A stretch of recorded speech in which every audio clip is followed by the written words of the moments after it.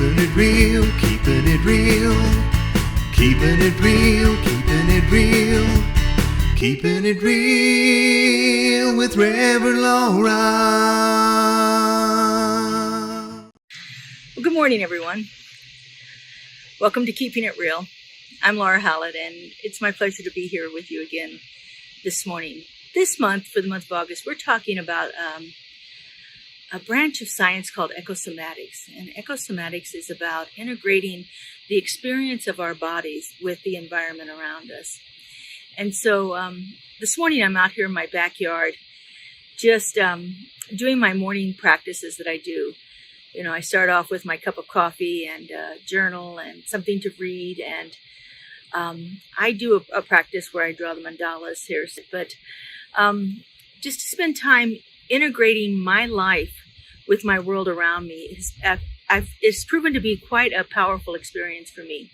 To take that opportunity to be outdoors, to be in nature, even if it's briefly, like, here it is August in Las Vegas. And so we have to choose our times wisely for when we can be outdoors. As you can see, I'm wearing a hoodie because it's just a little chilly for me this morning. It's about 75 degrees here.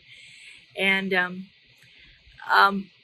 but to find that opportunity every day to be outdoors, to be engaged in life, our normal everyday life, but to do it outside of the confines of a building, of a place where we are boxed in our homes and so forth. Not that our homes aren't lovely, but this is just a different way of being out in the world, connecting ourselves and integrating our physical being with our physical environment in a way that actually begins to enhance our experience of life in general. And there's so many things that can really benefit us. I was just reading an article recently on something called euteria, which is another science or study that talks about the prefix EU means good in Greek, and then teria, of course, is earth, and so the word means the good earth, and it's all about finding ways that we can be in a positive and uplifting relationship with the world around us. And so as we go about our day and doing the work that we're doing, finding those opportunities to be outdoors, even if it's a 5-minute break, walk around the building, or sit under a tree.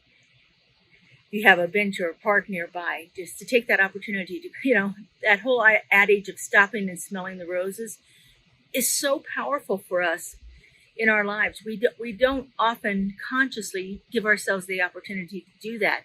And if we begin to do that in a more systematic and conscious way, where we're actually purposeful and intentional about being in our environment, we can begin to enhance so many things in our lives.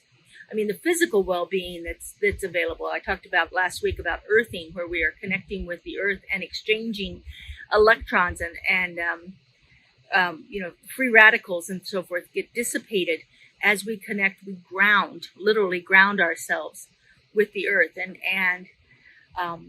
that physical interchange of those energies can really begin to have a positive health benefit for us. Just being outdoors in nature reduces our stress.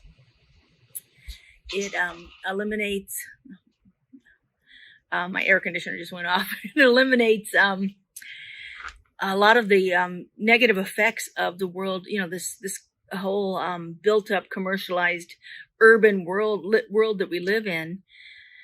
This begins to take its toll on our bodies. And so being out in nature gives us an opportunity to release some of that stuff, release the stress. And of course, along with stress comes all of the